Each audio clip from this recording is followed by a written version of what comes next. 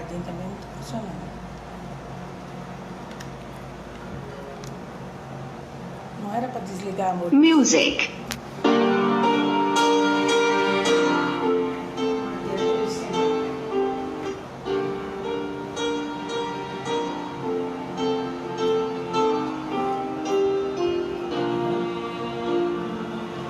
Estamos reiniciando.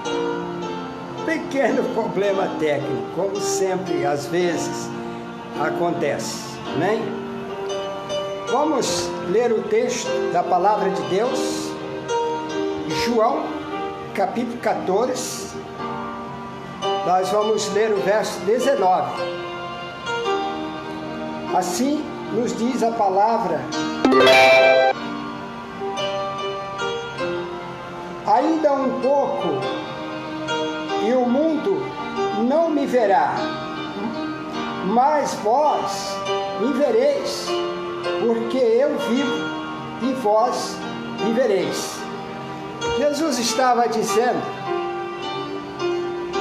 pouco mais daquele momento, o mundo já não o veria mais, mas os discípulos sim o veria, porque ele vive e os discípulos também viveriam.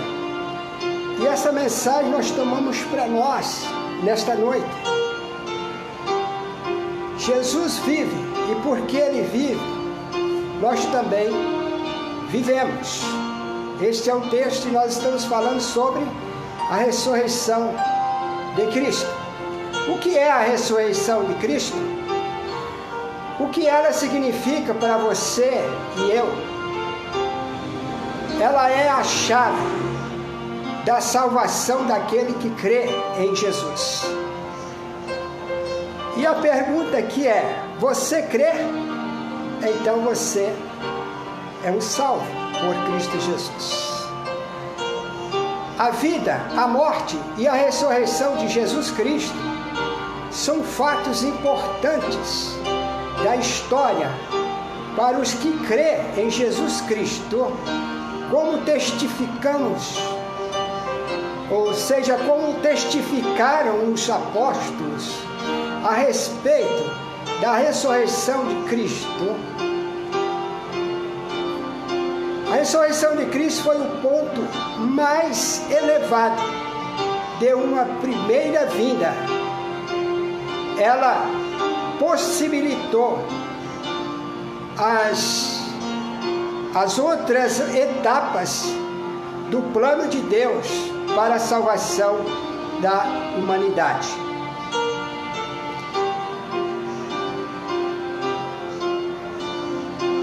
Antes de ser preso, Jesus, no jardim Getsêmani, prometeu: porque eu vivo, vós vivereis, conforme o texto lido, João 14, 19.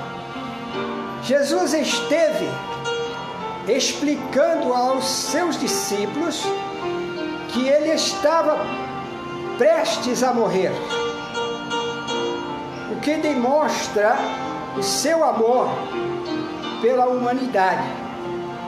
Em João, capítulo 15, verso 13, ele diz: ninguém tem maior amor do que este, de dar a alguém a vida pelos seus amigos.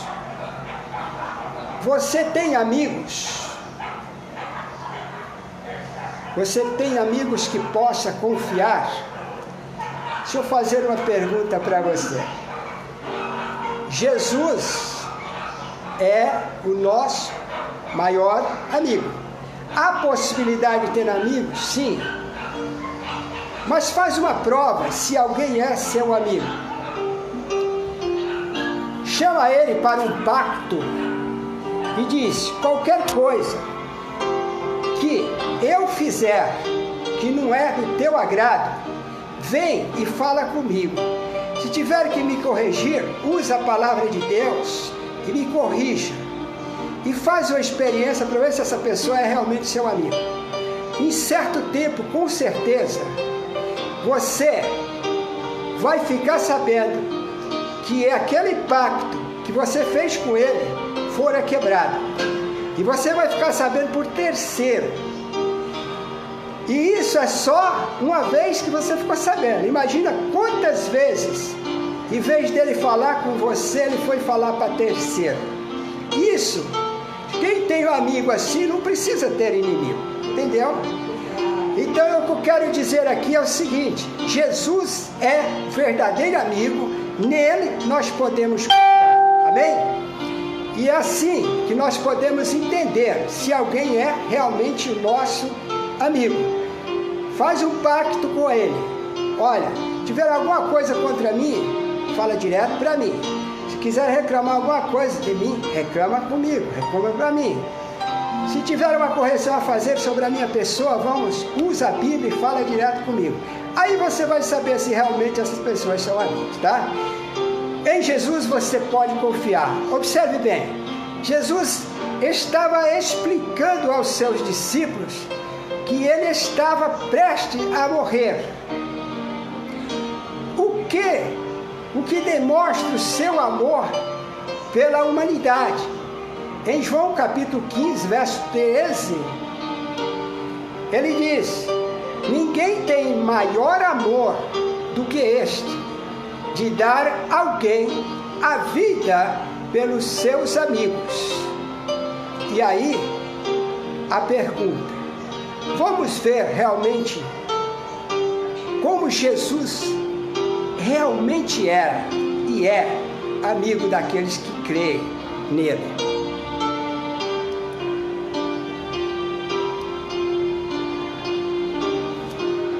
A morte do Filho de Deus é um passo fundamental do plano de Deus para salvar a humanidade. Seu sacrifício perante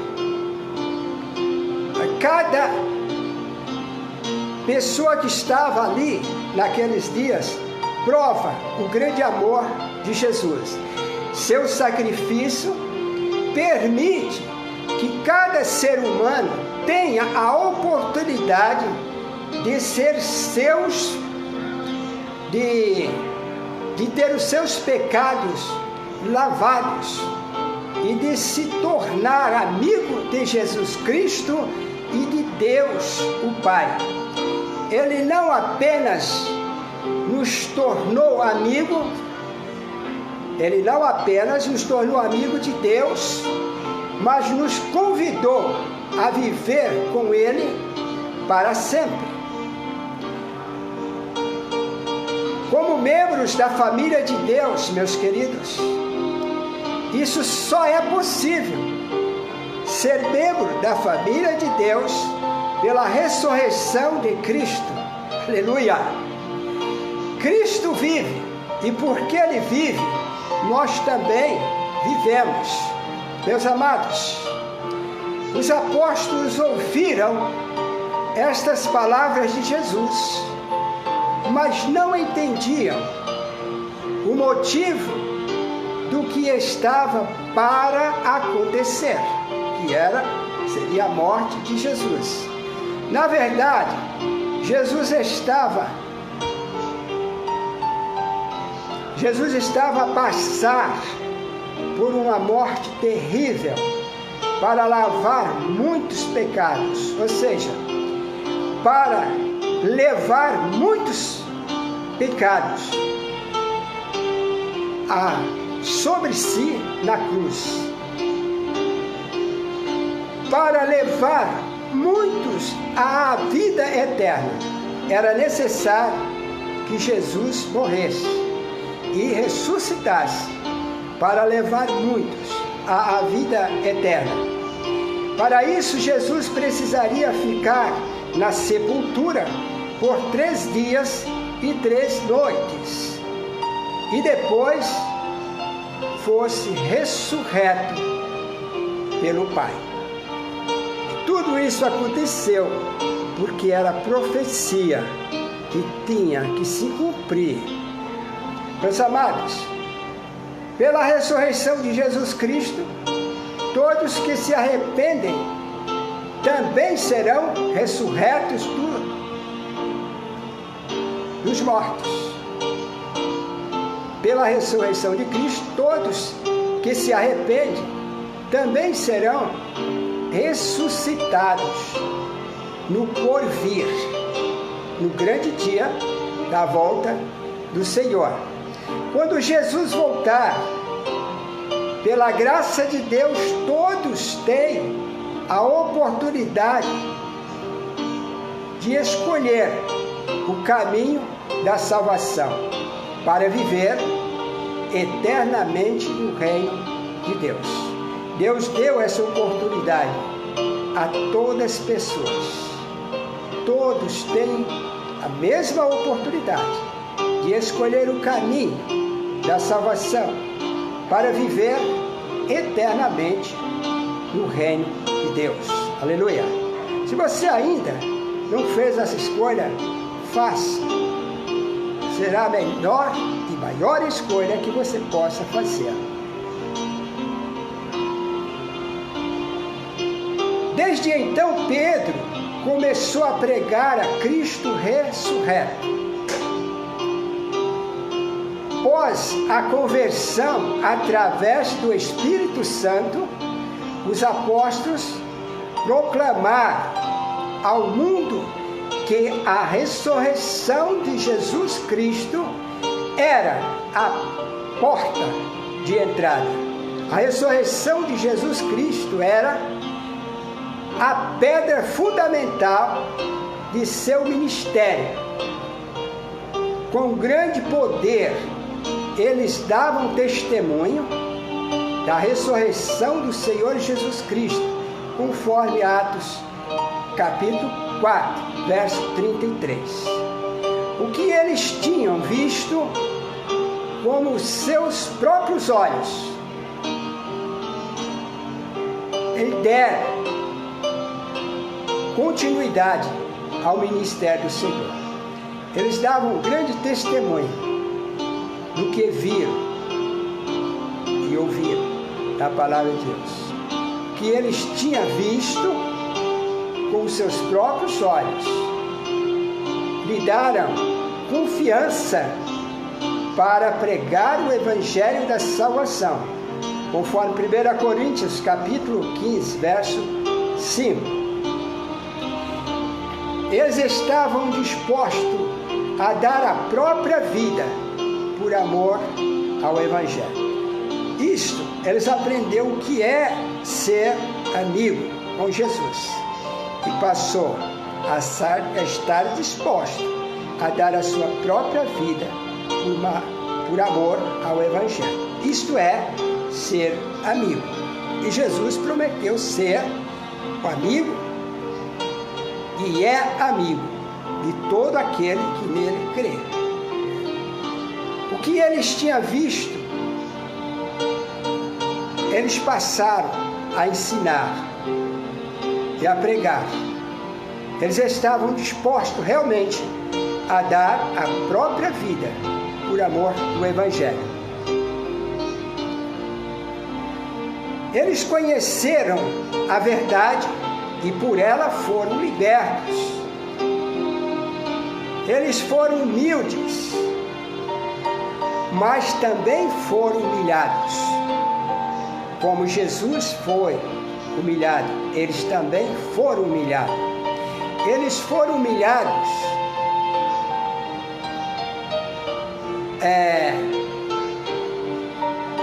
eles foram agredidos e mortos em nome de Cristo. Tudo que Cristo diz que eles poderiam passar, eles passaram, mas passaram por amor e como prova que realmente entendeu sobre amizade, sobre ser amigo de Jesus. Jesus deu a própria vida por eles, como deu por nós também. E nós hoje entendemos isso. Aqui podemos ver o primeiro sermão de Pedro. Sua mensagem estava centrada na vida morte e ressurreição de Jesus. Jesus foi morto e ressuscitou, conforme Atos, capítulo 2, versos 22 e 23. Pedro afirma que antes que o corpo do Senhor sofresse deter a oração, Deus o deu de volta à vida, conforme os versos 24, 31 e 32. Meus amados, visto que Jesus foi crucificado por nossa causa, arrependemos-nos dos nossos pecados para sermos batizados em nome de Jesus Cristo, para perdão dos pecados, para recebermos o dom do Espírito Santo. Foi isso que Pedro pregou, conforme Atos dos Apóstolos, capítulo 2, 38. Visto que Jesus foi crucificado por nossa causa, arrependemos, pois, dos nossos pecados, para sermos batizados em nome de Jesus Cristo, para perdão dos pecados, para recebermos o dom do Espírito Santo. Os dons vêm depois do batismo, segundo a palavra de Deus. Esta é a continuação do propósito de Deus para a humanidade. Esta é a condição proposta por Deus para recebermos o dom do Espírito Santo. Em Atos capítulo 3, verso 12,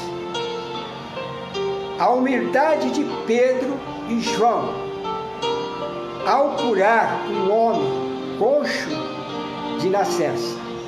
Nós podemos ver aqui a humildade de Pedro e João ao curar o homem coxo de nascença. Pedro perguntou à multidão: por que olham para nós como se o nosso poder o tivesse feito andar? Pergunta de Pedro. Disse Pedro: é por meio da fé no nome de Jesus que este homem foi curado, conforme o versículo 16. Aqui demonstra Pedro e João sendo humilde e declarando à população ali que aquele homem fora curado em nome de Jesus. Não era mérito do Pedro e nem do João, mas de Jesus. E por isso eles fizeram muitos milagres, porque eles não declaravam que tinha algum mérito nisso. O mérito era do Senhor, o poder era de Jesus, era em nome de Jesus que eles curavam. E por isso Deus concedia cada vez mais o poder para os discípulos, por conta da humildade. Nunca quiseram usurpar o nome de Jesus, mas sempre em nome de Jesus é que você é curado. Em nome de Jesus é que você recebeu a bênção. E assim, quem quer fazer alguns milagres, faça em nome de Jesus. Porque isso é prova de humildade, assim como Pedro e João agiu. Em Atos capítulo 4, verso 7, Pedro e João foram presos e levados perante as autoridades judaicas. Eles foram questionados: com que poder ou em nome de quem fizeste a cura? Pedro respondeu: seja conhecido entre vós e de todo o povo de Israel, que em nome de Jesus Cristo, o Nazareno, aquele a quem vós crucificaste e a quem Deus ressuscitou dentre os mortos, nesse nome é que este homem foi curado. Aleluia! Em nome de Jesus. Podemos ter o dom, mas precisamos ser humildes. Ninguém realiza cura em outro nome que não seja em nome de Jesus. Pedro fazia questão de afirmar que era em nome do Cristo ressurreto que os milagres estavam acontecendo. É interessante que hoje nós não vemos acontecer muitos milagres. Pode ser falta de humildade, pode ser falta de fé, pode ser falta de obediência, pode ser falta de fidelidade. O certo é que não vemos muitos milagres nos dias de hoje. Mas o Deus é o mesmo, Jesus Cristo é o mesmo. E se nós procurarmos obedecer a palavra e humildemente viver segundo a vontade de Deus, os milagres voltam a acontecer. Porque esta é a promessa do Senhor.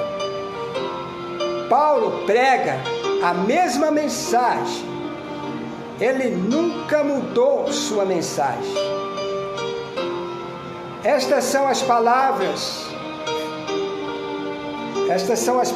finais do apóstolo Paulo.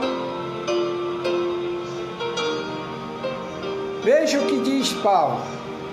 Ele recebia a todos que pregavam o reino de Deus e ensinava a respeito de Jesus Cristo ressurreto, conforme Atos capítulo 28, verso 30 e 31. Pegamos aqui um exemplo de Paulo. Paulo começou sua epístola aos Coríntios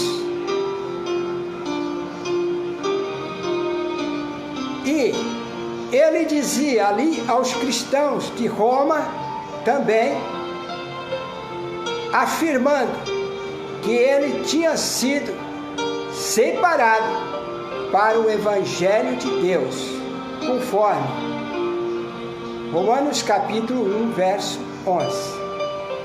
Ele esclareceu que a morte e a ressurreição de Jesus Cristo são essenciais para se compreender o Evangelho de Deus. Ele diz que o Evangelho é o poder de Deus para a salvação de todo aquele que crê, conforme Romanos capítulo 1, verso 16. Meu amado, se você está ouvindo sobre o Evangelho de Cristo hoje e crer, certo estás que será salvo. Ter ouvidos, crê em Jesus Cristo e será salvo. Paulo continuou com o tema-chave da importância da ressurreição de Jesus Cristo. Em Romanos capítulo 5, verso de 8 a 10, disse Paulo: Deus dá a prova do seu amor para conosco, em que, quando éramos ainda pecadores, Cristo morreu por nós. Logo, muito mais, agora, sendo justificado pelo seu sangue, seremos por ele salvos da ira vindoura. Porque nós, quando éramos inimigos, fomos reconciliados com Deus pela morte do seu Filho, muito mais, estando já reconciliados, seremos salvos pela sua vida. Vida de Cristo, vida eterna, e é o que Ele tem a oferecer para você e eu, e para todo aquele que crê. Em Romanos capítulo 8, verso 34, Paulo pergunta: quem os conhecerá? Cristo Jesus é quem morreu e ressuscitou dentre os mortos, o qual está à direita de Deus Pai e também intercede por nós. Aleluia! Jesus Cristo morreu, sim, mas ressuscitou no terceiro dia. Está à direita de Deus Pai, intercedendo por nós. E aqui nós podemos dizer, porque Ele vive, nós também vivemos. Paulo também declara que os cristãos só podem viver a vida cristã com Jesus vivendo neles. Presta atenção nisso. Paulo declara que os cristãos só podem viver a vida cristã com Jesus vivendo neles, com Jesus Cristo vivendo neles, por meio do Espírito Santo. Aleluia! Jesus Cristo vive em nós por meio do Espírito Santo. E assim, ele declara também: eu já estou crucificado com Cristo, e vivo não mais eu, mas Cristo vive em mim. A vida que agora vivo na carne, vivo-a na fé do Filho de Deus, o qual me amou e se entregou a si mesmo por mim, conforme Gálatas capítulo 2, verso 20. Jesus Cristo amou não somente a Paulo, não somente aos apóstolos, não somente aos discípulos, mas ama você e eu. Ama todas as pessoas sem acepção. Mas é necessário que nós o recebemos para viver em nós, através do Espírito Santo. Vivo na fé do Filho de Deus, o qual me amou e se entregou a si mesmo por mim. Paulo declarou: a vida que agora eu vivo, não vivo mais eu, mas Cristo vive em mim. E Cristo vive em você, em mim e em todos aqueles que o receberam. E é o que Deus mais quer, é que o teu Filho viva em ti, em mim, em nós. Meus amados, Cristo não somente morreu por nós, mas também ressuscitou para que pudéssemos viver nele e ele em nós. Cristo não somente morreu por nós, mas também ressuscitou para que pudesse viver em nós. E esta vida nos capacita a resistir o pecado e a continuar no caminho de Deus, porque é uma nova vida nascida do Espírito, para que possamos ter poder de viver em nome de Jesus para toda a eternidade. O foco de Paulo em Coríntios, ele escreveu sua primeira epístola para a igreja em Coríntios, para corrigi-la com amor. A palavra de Paulo era blanda, porque era com amor. Quantas vezes ele não corrigiu a igreja que estava em Coríntios, mas sempre com amor. Ali havia algumas heresias, perturbavam a congregação. Algumas heresias perturbavam a congregação. Antes ele havia passado 18 meses edificando aquela igreja e ensinando aos membros sobre os fundamentos da fé cristã. Vejamos em Atos capítulo 18, verso 11.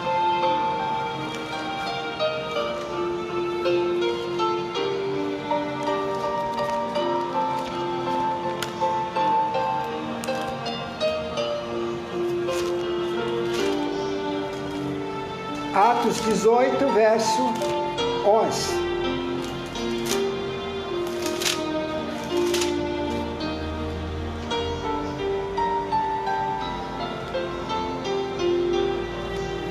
E ficou ali 1 ano e 6 meses, ensinando entre eles a palavra de Deus.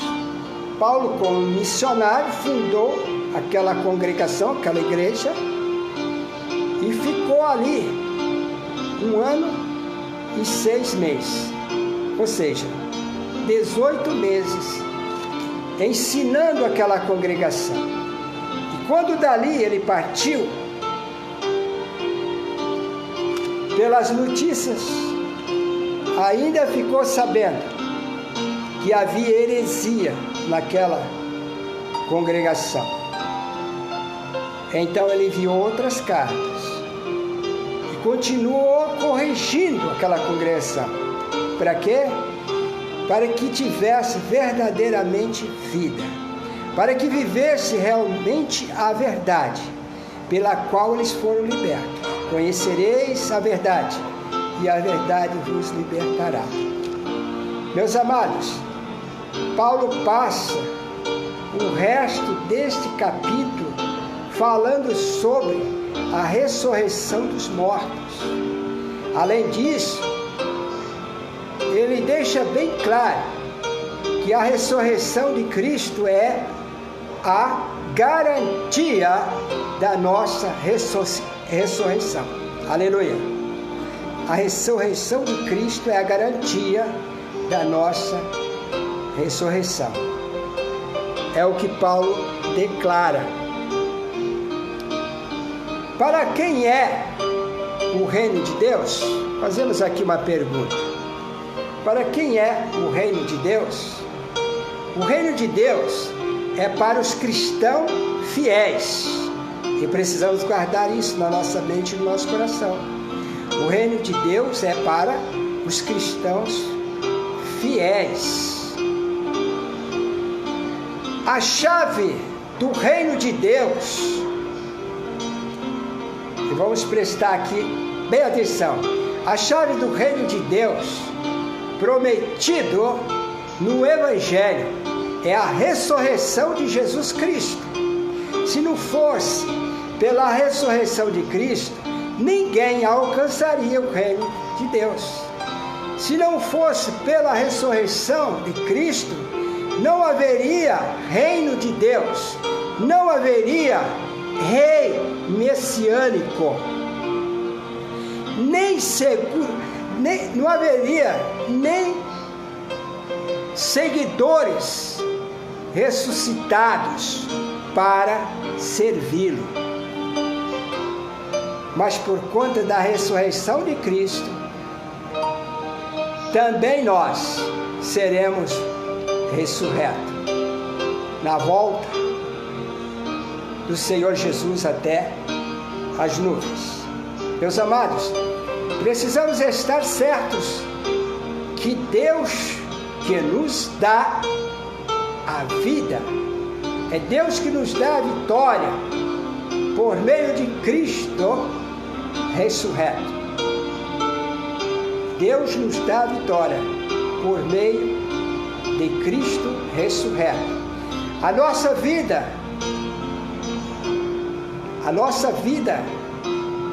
eterna só é possível através daquele que diz: eu sou a ressurreição e a vida, conforme o Evangelho de João, capítulo 11, verso 25. Sua vida, seu ministério, morte e ressurreição tornam possível a vida eterna para a humanidade. Nós somos reconciliados com Deus pela morte de Jesus, mas salvos pela sua vida.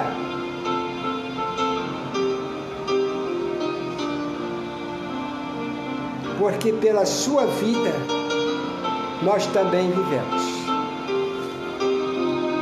É muito interessante entender que nós somos reconciliados com Deus pela morte de Jesus, mas salvos pela sua vida, vivendo em nós, como Paulo declarou. Salvos pela sua vida, vivendo em nós.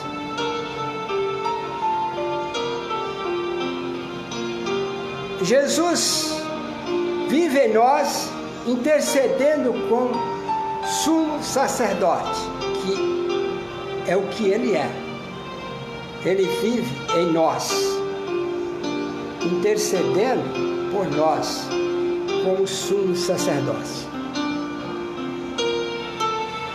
Nós vamos concluir esta mensagem sobre a morte e a ressurreição de Jesus Cristo. Nessa conclusão, nós vamos observar a volta de Jesus. Jesus voltará para governar como rei sobre as ordens de Deus Pai. Aí muitas pessoas dizem assim: Jesus é o rei.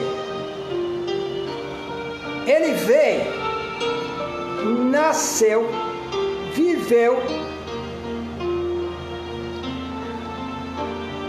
teve o seu ministério, morreu, ressuscitou, e a Bíblia fala que ele voltará até as nuvens para arrebatar a sua igreja. Agora nós estamos vendo que Jesus voltará para reinar. Quando é que Jesus voltará para reinar? Certamente depois do arrebatamento da igreja, que nós chamamos da segunda vinda de Jesus, mas só até as nuvens. E ali os mortos que dormirem em Cristo serão ressurretos primeiro, e os que estiverem vivos serão transformados em um abrir e fechar de olho, rapidinho. E todos comparecerão diante do Senhor Jesus, e a Bíblia diz que nós o veremos como Ele é e seremos como Ele é. Mas a Bíblia fala que Jesus voltará como rei, e é aqui que nós vamos entender quando se dará isto. No reino de Deus, veja bem, Jesus voltará para governar como rei sobre as ordens de Deus Pai. No reino de Deus, o Messias ressuscitado e seus seguidores vão guiar o restante dos seres humanos aqui na terra. Aqueles que que estejam dispostos ao arrependimento para viver na glória de Deus depois do perdão dos pecados. Então é importante entender que aqueles que estejam dispostos ao arrependimento podem finalmente experimentar a mesma transformação que nós já experimentamos na volta do Senhor para arrebatar a sua igreja. Nunca podemos esquecer da morte e a ressurreição de Jesus Cristo, pois é isto que faz a grande diferença em nossa vida, pois só assim podemos estarmos eternamente com o Pai e com o Filho em sua glória. Aí desperta-se a curiosidade: quando será o reino de Jesus na terra? Nós temos aprendido na escola bíblica dominical a este respeito. Jesus veio a sua primeira vez na terra. Ele nasceu, cresceu, realizou seu ministério, morreu, foi morto, ressuscitou no terceiro dia, subiu aos céus, está à direita de Deus Pai. Mas a promessa é que ele voltará para arrebatar a sua igreja. Então haverá o arrebatamento da sua igreja.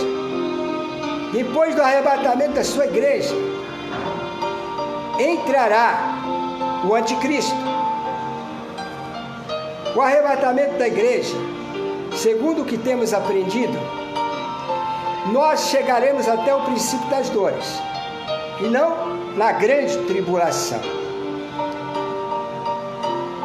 Depois do arrebatamento da igreja, os que não foram arrebatados, ou seja, aqueles que ainda não foram salvos, porque rejeitaram a promessa de salvação, ficarão para a grande tribulação.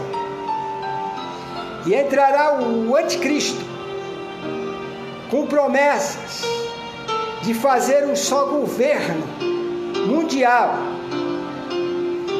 para agradar todos que aceitarem a sua marca. Ele se colocará como Deus, ele é o anticristo. E aqueles que estão vivendo naqueles dias em grande sofrimento, em grande tormento, muitos deles que já declararam a Cristo, são capazes de aceitar a marca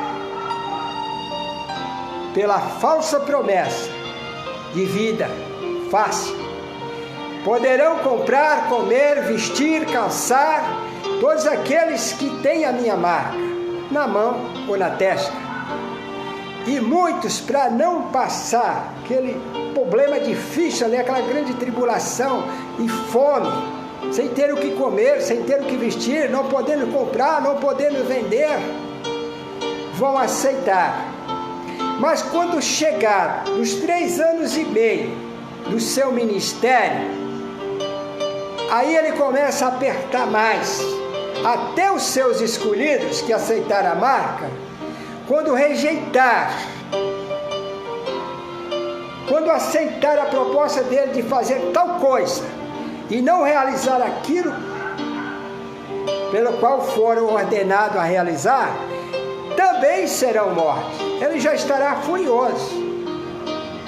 E aí haverá a conclusão dos 7 anos.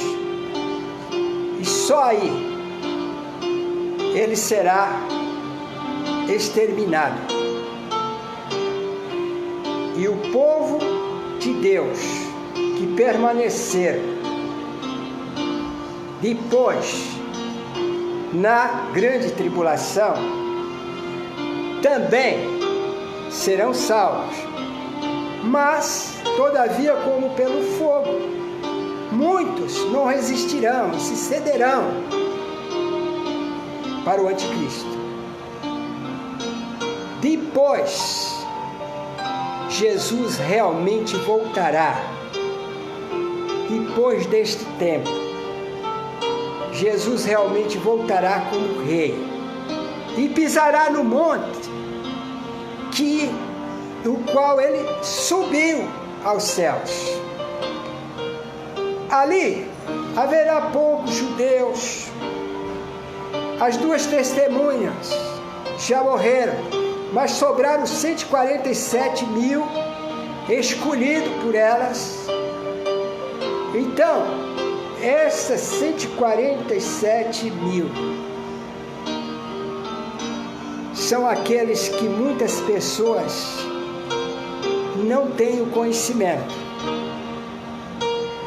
Eles, depois das duas testemunhas, serão eleitas e ninguém conseguirá tirar a vida deles, nem o anticristo, nem ninguém.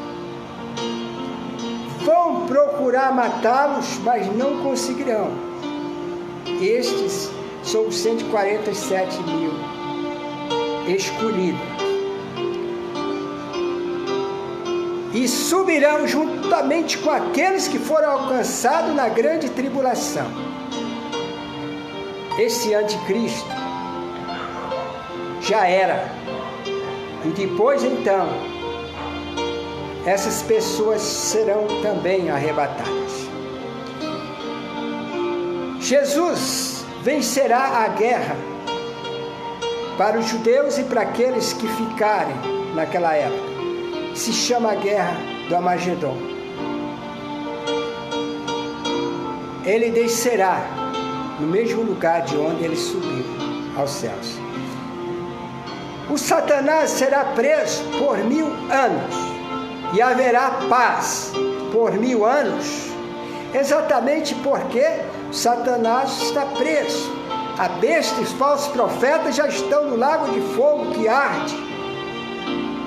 Lago que arde como fogo e enxofre, que é a segunda morte. Todos aqueles que aceitaram o sinal da besta estarão naquele lugar.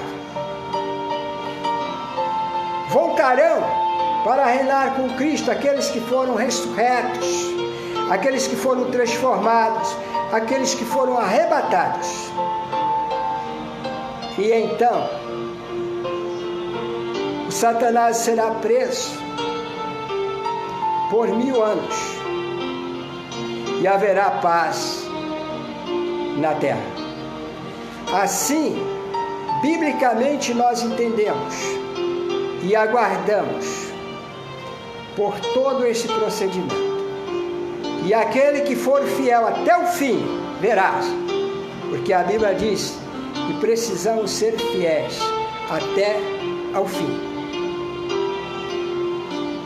E não haverá fracasso nos verdadeiros cristãos, além de ter o Espírito Santo com eles. A coragem, o poder de Deus estará conosco para suportar as provações, as aflições neste mundo. E entraremos até o princípio das dores. Mas o Senhor arrebatará a sua igreja antes da grande tribulação. E muitos ainda serão salvos na grande tribulação, todavia como pelo fogo. Portanto, meus amados irmãos e amigos, nós precisamos estar firmes no Senhor, aguardando a sua volta para a ressurreição dos mortos e para a transformação dos que estarão vivos naqueles dias, para o encontro de Jesus nas nuvens. E ali nós o veremos como Ele é, e seremos como Ele é, um corpo glorioso, para subir com Ele para a glória do Pai. Este é o primeiro processo. Ele é o primogênito da ressurreição. E nós seremos ressurretos, porque Ele ressurgiu dos mortos. Nós também ressurgiremos pelo poder de Deus, na vinda do Senhor, para arrebatar a sua igreja. Os mortos ressuscitarão primeiro. Depois, os que estiverem vivos naquela ocasião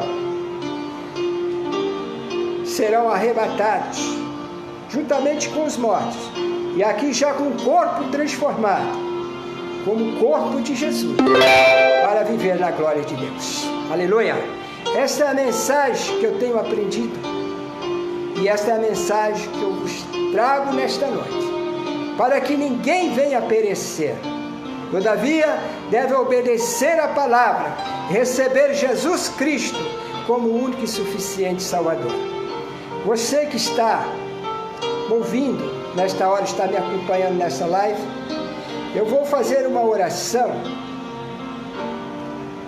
E se você tem o desejo de ser salvo por Cristo, ser ressurreto dos mortos, ou ser transformado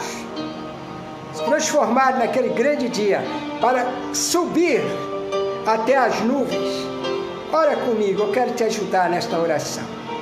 Repete comigo esta oração. Senhor Jesus, eu sei que sou pecador, mas também sei que o Senhor é o Salvador de todo aquele que crê no Senhor. Eu creio, Senhor, mas ajuda-me na minha crença. Eu tenho fé, Senhor, mas ajude na minha fé. Eu sei que o Senhor pode perdoar os meus pecados e salvar a minha alma. Por isso, arrependido, eu confesso ao Senhor para o perdão dos meus pecados e para a salvação da minha alma, porque eu não quero ficar para a grande tribulação. Eu quero ser arrebatado, ou pela ressurreição dos que dormiram no Senhor, ou pela ressurreição daqueles que estiverem vivos naquele dia. Senhor, tem misericórdia de mim, perdoa os meus pecados, salve a minha alma, para que eu não venha perecer na grande tribulação. Dá-me o teu Espírito, Senhor, para que me guie enquanto viver nesta terra, e que possa me ensinar a tua palavra, e ajude-me, Senhor, a guardar a tua palavra em meu coração, para não pecar contra ti. Tem misericórdia, salve a minha alma. Se você orou assim, eu posso lhe dizer que pela palavra de Deus você é mais um salvo em Cristo Jesus. Aleluia! Permanece firme, procura uma igreja próximo da sua casa, para continuar aprendendo da palavra de Deus e tendo comunhão com aqueles amados irmãos naquela igreja. Se você mora próximo ao bairro Perdiz, aqui em Piracicaba, estamos de braços abertos a te receber com muito amor e muito carinho. Igreja Batista Videira, bairro Perdiz, em Piracicaba, Avenida Taubaté, 683. Seja bem-vindo, todos vocês, em nome de Jesus. Forte abraço, que Deus o abençoe.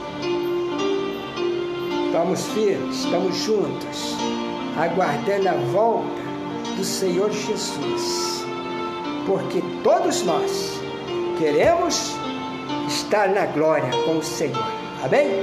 Forte abraço, bom fim de semana, que a paz do Senhor continua com vocês, ou conosco. Amém? Forte abraço.